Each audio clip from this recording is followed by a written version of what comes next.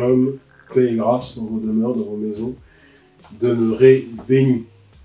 Alors, je suis heureux de vous retrouver donc pour ce que j'ai nommé moi-même la saison 4 donc des QPUP. C'est ici la présentation donc, de la saison 4.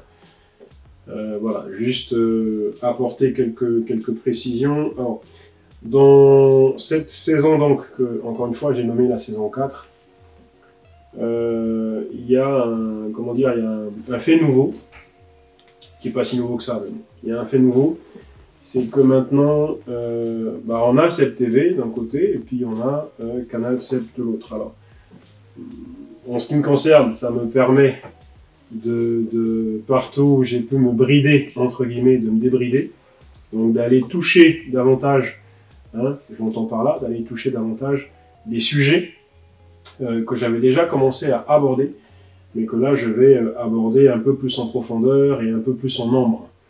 Voilà, parce que comme disait un penseur africain, qui n'était pas de penseur d'ailleurs, mais comme disait un penseur africain, l'Afrique aujourd'hui est en face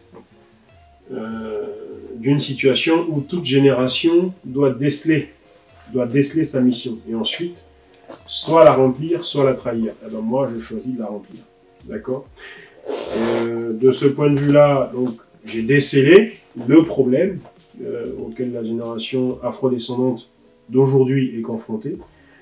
Et j'entends désormais, en tout cas davantage, me servir de cette plateforme pour œuvrer dans le sens de l'éveil des consciences. Dans le sens de l'éveil des consciences, parce que ce serait finalement un crime que d'avoir une telle antenne, un tel espace, et de ne pas s'en servir pour justement l'éveil de conscience. Alors on va rester aussi sur des thématiques évidemment spirituelles, mais comme j'ai déjà dit, aussi bien par les penseurs africains que cette fois-ci par le texte biblique, l'agneau doit être consommé dans sa totalité.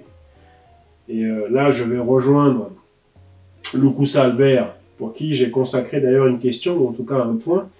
Je vais rejoindre Lukusa Albert, précurseur, qui disait l'Église aujourd'hui doit être ce flambeau, doit être cette lumière, comme a dit notre Seigneur au jour de sa chair. Vous êtes la lumière du monde.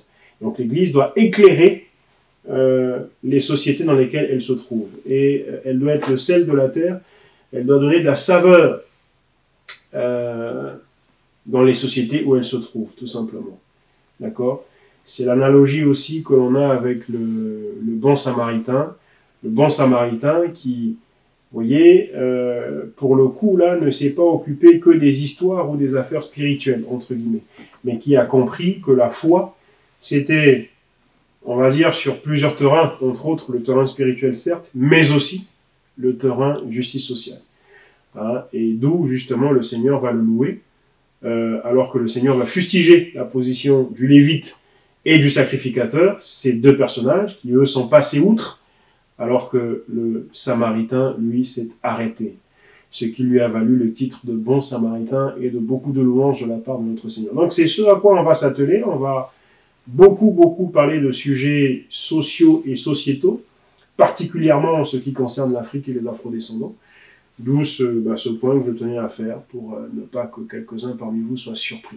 Alors les points spirituels, évidemment, il y en aura, et autant on va faire en sorte que les points sociaux et sociétaux gagnent de l'ampleur, autant on fera en sorte que les points spirituels montent aussi d'un cran, on va dire. Voilà, donc demeurez bénis chez vous, shalom.